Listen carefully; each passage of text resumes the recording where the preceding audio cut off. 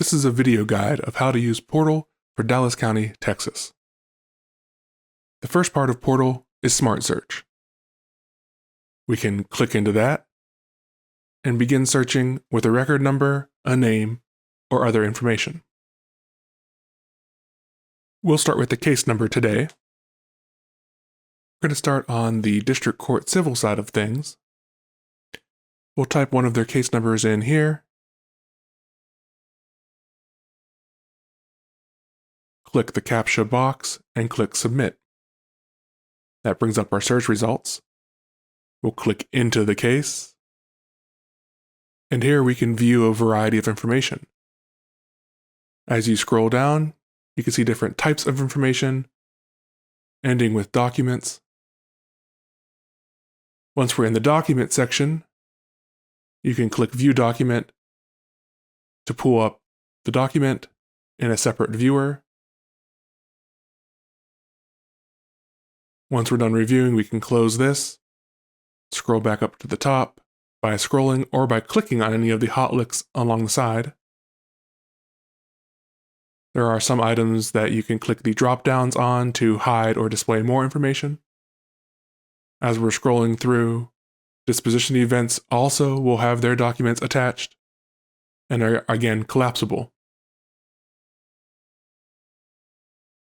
Judgment amounts are also attached to their event in Portal. Scrolling down, we'll see events and hearings. If a document is attached to an event, it will also be linked here. Service events will also include their service information, including service dates, anticipated server, and any comments that were entered in. As we continue to scroll down, we'll see hearing events. They'll have the hearing date and time, and a cancellation reason if canceled, or if the hearings are heard, it will show that result here. Continuing down, we get to the financial section. This section will show the different transactions that were on the case, and the totals related with each transaction, and the total amount on the case. At the bottom, we're back to our Documents section, and you can always click back to top to return to the top of the case result. Clicking Smart Search will take us back to the search window. This time we'll search for a party. We'll use the same case we were looking at, just searching by party name. Make sure we'll click our CAPTCHA box and click Submit.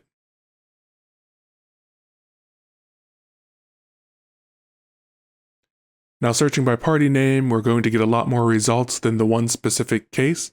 So we'll search through here for our case number.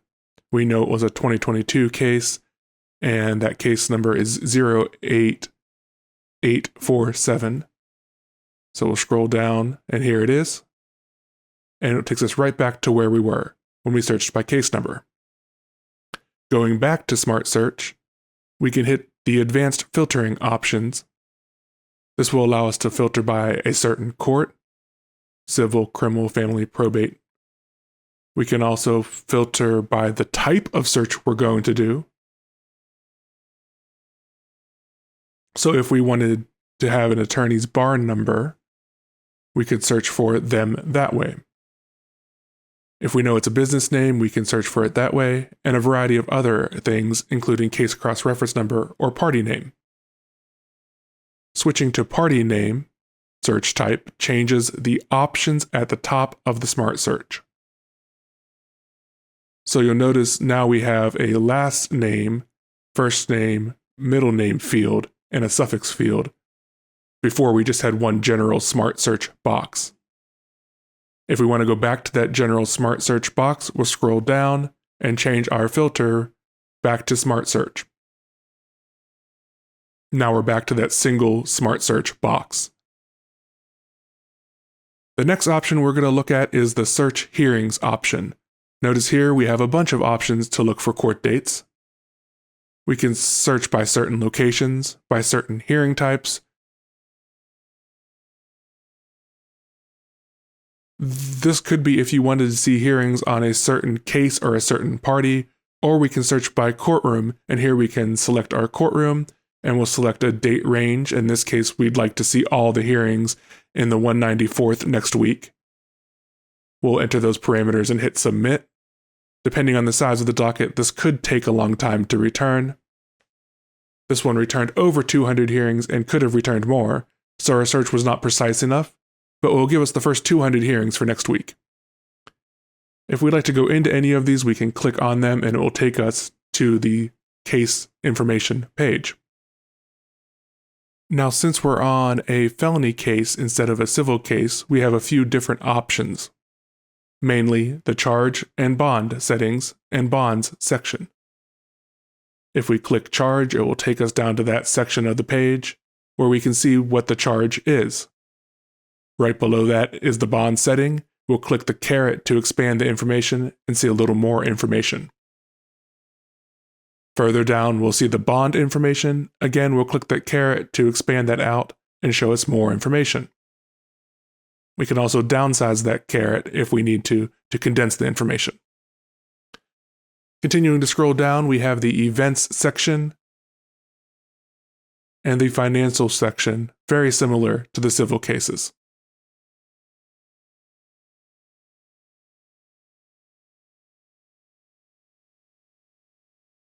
We'll return back to our search results by scrolling to the top.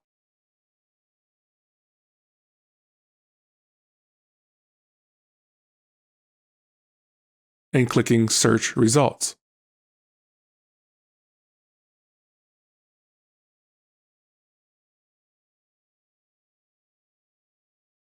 Notice the last page puts us on the 16th, which does not get us the whole way through our date range. So if we did want to see the rest of the cases for the 16th, we can return to our search and modify our parameters. In this case, we'll select just the 16th, and it will give us just those results. Notice we did not get that warning that we are over 200 cases this time. We can click into any of these just like the previous cases to get their detailed information.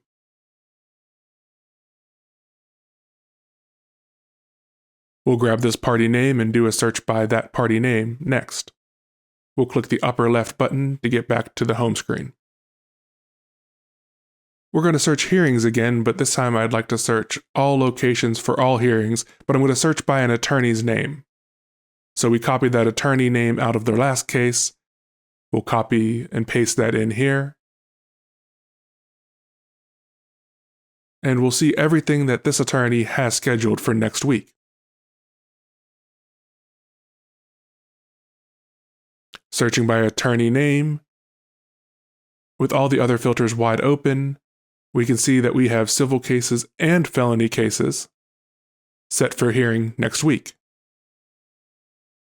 We can also see the date and time for each one,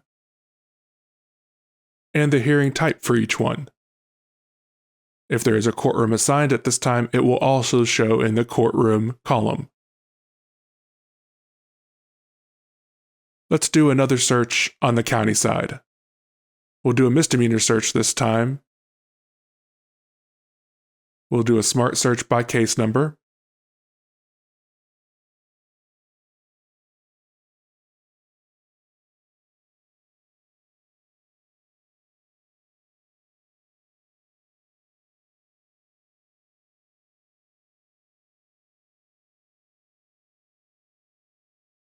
Click that CAPTCHA box and hit submit. A single result returned, which is expected when searching by case number. We'll click into that and we can scroll through our information. Notice we have our charge and bond since we are on a criminal case. We can do that drop down to see more information about the bond. Here we have our events and hearings. Hearings have their times, and they are also collapsible if you just need to see a list of events.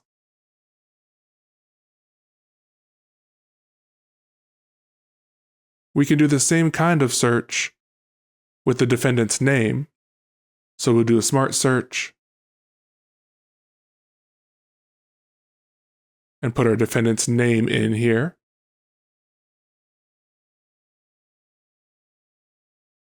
we'll apply some filters below to only show the county criminal courts.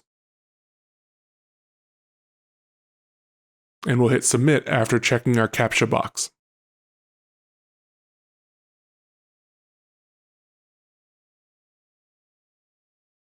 The first result shows at the top is the oldest result, and if we scroll down and over a few pages, we'll see the results we are looking for. And there's our case right here. We'll click into it to get us right back where we were. Clicking Search Results returns us to the results screen.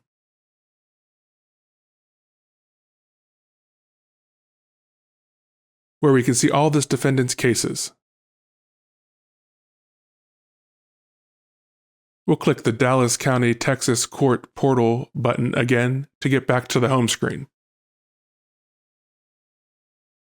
This concludes the demo of using Dallas County, Texas Courts Portal.